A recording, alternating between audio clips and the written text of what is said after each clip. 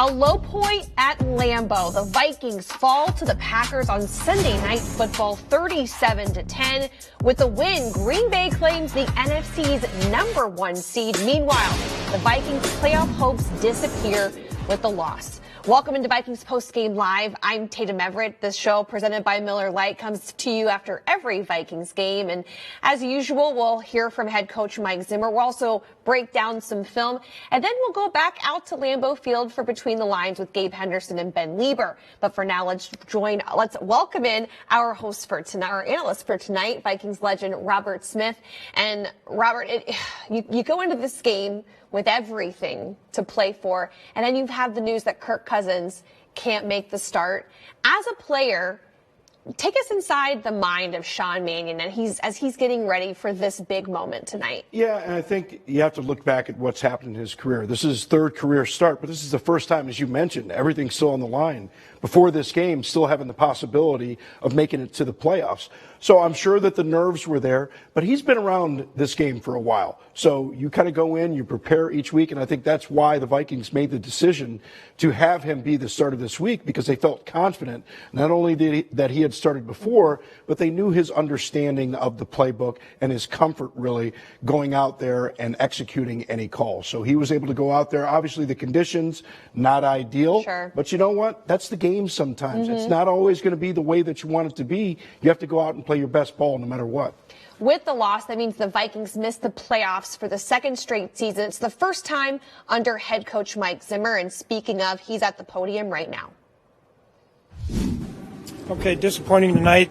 I didn't feel like we gave ourselves a chance to win. First half kind of got away from us, the time of possession. We didn't move the ball at all. Got away from the running game way too soon. And then second half we didn't play well enough defensively. So give them credit, they're a good team, and they got after us tonight. Get him, or did something happen with Sean? Yeah, something happened with Sean. Did Mond, when he came out, was he injured after that one series? No. So you put Mannion back in. What was the reason to put Mannion back in? Because Mannion was the guy who was going to play today. So did he leave due to injury for one series, Mannion? Yes. What was the injury? I don't remember. Just your thoughts on being eliminated from the playoffs second year in a row. And I don't know, what are your thoughts? Well, I thought it was kind of a disappointing season. Yeah. Would you agree with that? Yeah, pretty good. Appreciate your thoughts. Mike, you mentioned getting away from the running game too soon. Why do you think the running game didn't work like we've seen in some other games? I don't think we stuck with it enough, to be honest with you. I mean, got away from it. I talked to him about, hey, we got to give Dalvin the ball. First play of the possession, we get a sack. Second and 16, so. Mike, I know Peterson started shadowing Adams in the second half. Why not use him first half? Well, we talked about it during the game, and we were going to have him double covered, and we did a couple times. He still caught the ball. How much did the offensive game plan end up changing with Sean at quarterback? Not really any. I mean, for the most part, it was all the same. How come you think he struggled to push the ball down the field? I don't know. I couldn't tell, the coverage in there, what they were doing, but they had a lot of soft coverage tonight. You talked last week about the team maybe not coming out with enough energy. Did you feel the energy was there at the start, or was it the same issue as last week? No, they were energy. There was a lot of energy tonight. We can all guess how you're feeling. Can you put into words how you're feeling right now after everything? No, maybe after next week. Do you think you want to get a look at Mond next week? Not particularly.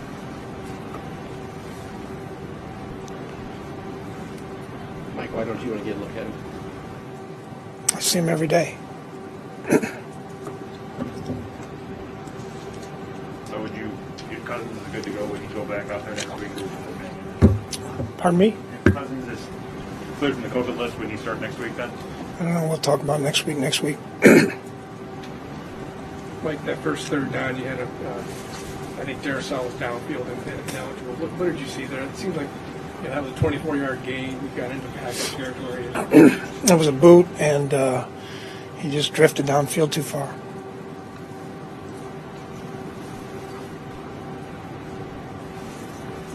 Good, Bob. Thank you. Well, I mean, it's kind of the mood that you expect from a coach whose team just was eliminated from the playoffs. One thing that stuck out to me, though, was the mentioning of getting away from that run game. Dalvin Cook tonight with only 9 carries. For me, I'm wondering what happened to the run game so early on. Well, think about what also happened on those drives in totality. You're talking about 4 straight 3-and-outs. You don't have a lot of time to get any kind of plays in. So, yeah, you got away from the run game a bit, and you're down 20-0. At the end of that stretch of 4 straight 3-and-outs, you're down 20-0. Then you have to go to that pass game. But you talk about those decisions early in games. That's why they're so crucial. But also those penalties are so crucial. Darrisaw going down the field just a few yards on that play, getting an illegal man downfield, that kills that drive. A sack on first down puts you at 2nd and 17, almost kills that drive. So all of those little mistakes add up and can impact the way that a game looks at the end. We're going to talk a lot more about what happened on offense, but first let's get to those highlights and see how the game unfolded. Starting off, the defense had some great moments. A nice run stop here. Compliments of Eric Kendricks and James Lynch. Yeah, Eric Kendricks did a nice job shooting through the A-gap on the backside. James Lynch right there to make the big stop. However, the Green Bay Packers found some mojo in the second. Rodgers connects with Allen Lazard in the end zone for the first touchdown of the night. Those guys are just so deadly with that back shoulder throw. They work so well together, and the timing is almost perfect. Almost impossible to defend that play. And almost impossible to stop Devontae Adams when they play the Vikings. Aaron Rodgers smiling there because they have a 20-0 lead.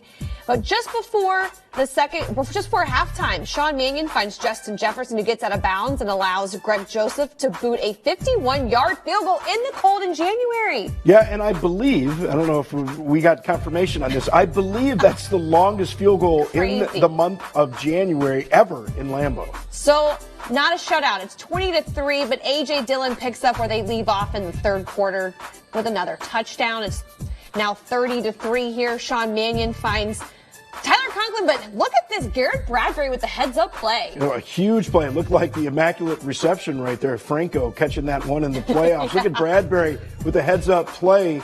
Conklin glad he was able to get up from that tough hit. But Bradbury with the awareness and the great hands, big man gain right there. And I believe that was the longest reception of the day for the Vikings for about 5 yards. Hey, that's okay. And maybe the longest in Vikings history by an offensive lineman. That's right. Well, in third quarter, Sean Mannion does find KJ Osborne in the end zone, and what a throw, what a catch. And a great anticipation. We're going to break that one down in a few seconds. That was just an excellent throw by Sean Mannion. He did aggravate his thumb in this game, so we did see our first glimpse of Kellen Mond. It was a 3-and-out series. Really nothing happened in what he did, and obviously you heard Coach's comments about Mond after the game. But just the disparity here, you look at those second column, 27 rushing yards the whole entire night, but also that time of possession is such a killer, Robert. It is an absolute killer. And I think at times tonight the defense played well. They just had too many snaps, just too many times that they had to go back out there. Yeah, 37-10, your final score this evening. Let's dive back into the offense, and it just felt like that side of the ball couldn't get things going just from the get-go. The Vikings' longest run of the game was Sean Mannion running for that first down. It was 14 yards, and you did talk about the elements and how, you couldn't really go back to the run game because you lost that lead. But when you lose someone like Kirk Cousins, what are you losing when it comes down to the offense's play tonight? Well, it's not just Kirk Cousins. I think when, you have a guy like Adam Thielen out, and you look at what happened. I don't want to make any excuses for this Vikings team, but you watch some of the releases by the wide receivers. You could see them slipping. Obviously, Green Bay, they're much more familiar with those conditions up there. And I saw that happening a number of times. So that throws the timing of the route off.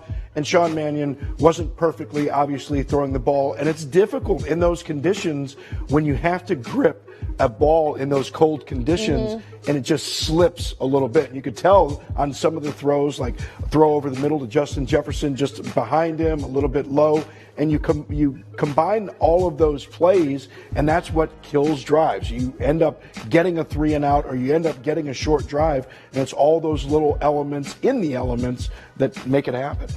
All right, let's take a look at the touchdown from today where they were able to make a nice connection here for 14 yards. Yeah, this is great. KJ Osborne in the slot here. And the great quarterbacks not only know the capabilities of their receivers, but they know the limitations of the defenders. And here you can see Sean Mannion watching the linebacker, knows he's not going to be able to get back on this ball over his right shoulder, and he throws an absolute dart to KJ Osborne on that one. So it was not only great anticipation from Sean Mannion, but excellent execution. Had to be the perfect throw down there in the goal line, and that's exactly what we got. When you see a play like that from a guy who had been struggling all night, but a veteran guy at that, where do you think his head's at mentally at that point in the game? Well, here's the thing. This is exactly why the coaching staff decided to put Sean Mannion in there. They knew that that's what they were going to get. You have to have a short memory.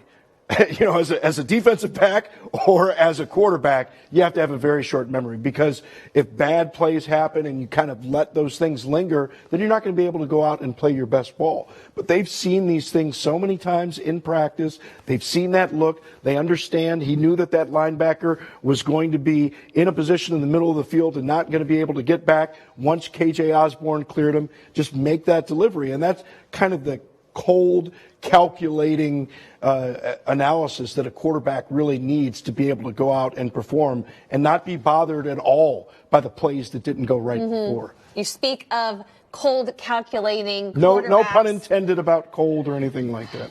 No, but there was definitely one on the field today in Aaron Rodgers, who's putting together an MVP campaign for himself at this moment. You know, he threw his 55th and 56th touchdown pass against the Vikings, which is the most by a quarterback against a team, or this team, in franchise history. So Aaron Rodgers has had success against this team. He continues to do so tonight. What did you see from the future Hall of Famer? We saw what we'd normally see. And again, he has such a great relationship with his wide receivers, and they understand when they see certain leverage from defensive backs, he's going to make the perfect throw, back shoulder throw. Again, it's almost impossible to defend, but he is just so dangerous.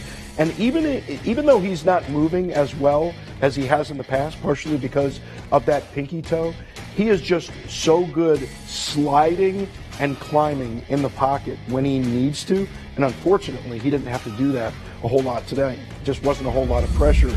But he is just a master of execution. Yeah, Rodgers has thrown multiple touchdowns and 0 interceptions in 12 games, which is the most in the NFL in a single season. And a lot of that is because he has such a good relationship with Davante Adams. Today, he had 136 yards, as well as 1 touchdown. And with those 11 receptions, he has the most receptions in a single season in Packers history, with 106 so far. Really amazing. But I want to talk about the Vikings defense here. Watch the pre-snap communication. Look, I'm going to be coming on a blitz. You need to pick up this slot receiver.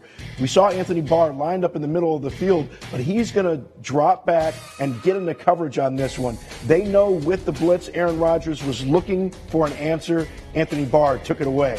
Not so much on this play right here. You leave the field wide open, right down the middle of the field, completely wide open, and you know Aaron Rodgers is going to be able to make that throw. Davante Adams, so good at exploiting that space, and you saw the delivery once again from Aaron Rodgers. You hate to give credit where credit is due when it's to the Green Bay Packers, but you have to give credit to Aaron Rodgers. He's really a tremendous surgeon, really, when it talks about execution, and just his delivery is almost always perfect. From a defensive perspective, though, how did the field get so open at that point?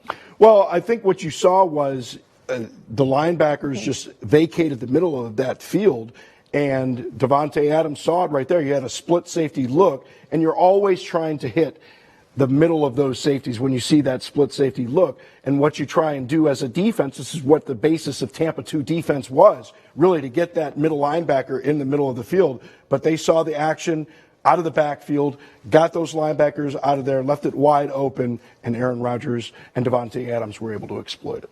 Yes, they were exploited for a 37-10 victory at Lambeau Field. And we've got our guys out there at Lambeau Field. We're going to head out to Green Bay for Between the Lines with Gabe Henderson and Ben Lieber. Well, Ben, if you would have told me the winner of third downs will win the game tonight, I would have been like, okay, that's right, because the winner out of the last 10, well, the team who has won 10 out of the last 11 games have won the entire game. In another game today, Packers 7 of 12 on third down, us 2 of 12, I believe. But I would have never guessed that Sean Mannion would have more rushing yards than Dalvin Cook.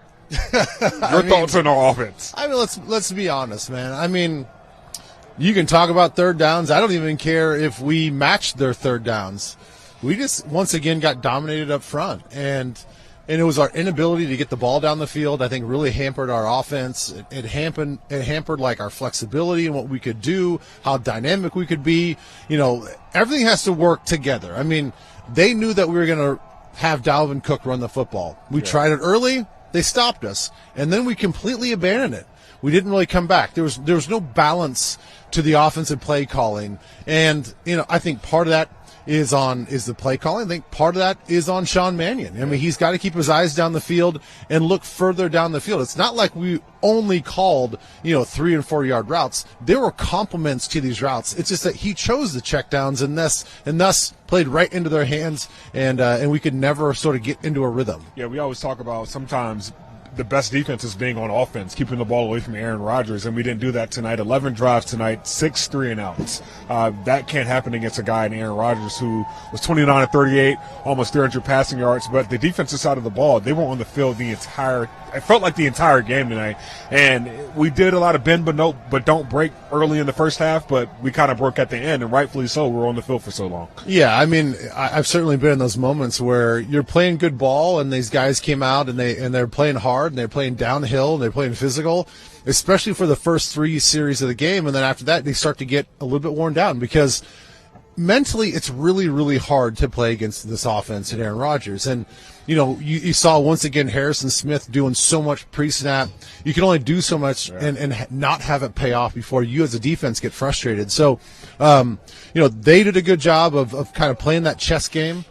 They were starting to guess right when we were going to bring a run blitz. They would throw quick to the outside. They recognized how fast our linebackers were running downhill. So then they started doing a little bit more play action, hitting us over the middle. So it worked for a little bit. The defense definitely needed our offense to stay on the field. It was kind of cold in the booth, but how was it on the field for you? You were on the sideline the entire time. It actually wasn't that bad. I mean, we're here and you can see our breath, and it's cold, and I'm certainly all layered up, but you look warm. There wasn't that cutting wind coming through, and it didn't really. I don't think it really affected too much of the game either. Yeah, I mean, there were some times where I'm like, Mannion looks kind of cold, throwing the ball, but it didn't affect Aaron Rodgers at all. It didn't seem to affect them, the Green Bay Packers, at all. So good thing we didn't have a bunch of swirling, wind gusts down here. So it was playable. I'll leave you with this: is there a chance that neither the Green Bay Packers nor the Minnesota Vikings play their starters next week? No, I think if it was me calling the shots, I mean, there's no point in playing your starters, and it's not because of draft position and all this other stuff. It's merely just look out for your assets. Yeah. If all of these players are investments in their assets and commodities, then you have to look at it as such. You have to protect that. You have to start looking at 2022 and what's going to happen in the offseason and happen in the fall. And you want a full, healthy team going into the offseason and certainly into training camp. Well, until we get there, we got one more game against the Chicago Bears, and between now and then, Ben and I will try to thaw off, and hopefully you guys are staying warm in studio, Tatum. Yeah, I was just saying, Gabe looks pretty brave out there, not wearing a hat. I don't know, it was making me cold. But I did find, and we kind of said this off to the side, Ben's comments about not playing your starters to be interesting. What do you think about that for next week? Well, I mean, we're gonna see what's going to happen here, right? Sure. I mean, we heard Coach Zimmer talk about, do you want to see more of Kellen Mond? And obviously, not very happy about being eliminated from the playoffs. And he says, no, I don't need to see him. Sure. I see him in practice every day. But we will see what that decision is going to be. You got a guy like Kirk Cousins, who's going to be coming off of that COVID list, do you really want to go out and risk having him play in a game that is essentially meaningless? I don't know what you get out of that. Dalvin Cook, we know with his history of injuries and got a little bit banged up in the game today. Alexander Madison came in, and we've seen that a number of times in the past. Do you want to have guys, especially guys like that, go out and risk it in this game? I don't know. I don't know what the answer is, but we're going to find out. Yeah, that's why the coaches make all the big decisions, right, Robert? Absolutely. We're just sitting here in the studio. Nice That's and all warm. we do. Well, let's talk some more about the division. The Lions on the road at Seattle. They fall 51-29. Russell Wilson with 4 touchdowns on the day. And Chicago gets a win 29-3 over the Giants, which now puts the Bears at 6-10 on the season before they head over here to US Bank Stadium in a week to close out the year. And that's pretty interesting, Robert, because at the end of it all, it looks like, you know, we could almost end up with the same record as the Bears. But as you can see from this playoff picture, as we've alluded to this entire show, the loss did mean that the Vikings postseason is now no longer possible. And that's mainly due to the Eagles win up there that they got today over Washington. So it's unfortunate, but as you look forward to next Sunday, the final Vikings home game of the year against Chicago, looking for that series sweep, you really want to end things on a high note. How do you think this team approaches getting ready for something that, as you said earlier, might be a little meaningless? Yeah, I mean that's really difficult. And again, it's above our pay grade, right? It's not about ending the season on a high note. Essentially, if you're talking about protecting investments, and I think, you know, that's something that Ben Lieber brought up, and I think it's a very accurate point. If you think of players as being an investment, do you risk your investments, and especially your most valuable investments, in a Dalvin Cook, in a Kirk Cousins, in this kind of game? I just don't know that you do it. So I'll be interested to see what the actual decision is. But again, honestly, I don't know why you do it. I don't know why you play those guys in that game. Yeah, it will be a very interesting story to follow all week long as we get ready for the final game of the 2021 season, although we are now in 2022, so Happy New Year. Happy New Year. Wish things would have gone a little bit differently tonight, but the Vikings now at 7-9 will go for the final, fingers crossed, win of the season. Actually, Robert, though, this would be your final show in studio, though, isn't it? It is my final show in studio. Well, thank you so much for being here. I was going to say this year, but well, technically, maybe yes. not this year, but this season. Yes. Well, thank you so much for being here for every away game. We've appreciated your analysis Absolutely. a lot. Pleasure to be here. We're so happy that you're in the Vikings family, so thank you so much. And we hope that you've enjoyed Vikings Postgame Live this year with Robert Smith. Next week, it'll be me and Ron Johnson after the Bears game. So stick around to Vikings.com. Stay tuned for all of the content leading up to Sunday's big game against the Bears to close out the 2021 season.